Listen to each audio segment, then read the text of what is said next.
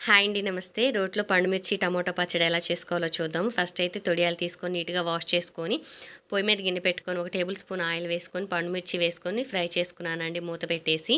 చూసారు కదండీ చక్కగా ఫ్రై అయినాయి. ఇప్పుడు మనం వేరే ప్లేట్‌లోకి అయితే తీసేసుకుందాం వీటిని. మంచిగా ఫ్రై చేసుకున్న తర్వాత, ఇప్పుడు 4 టమోటాలైతే మనం 4 భాగాలుగా కట్ చేసుకొని, అదే ఆయిల్‌లో వేసుకొని ఫ్రై చేసుకుందామండి.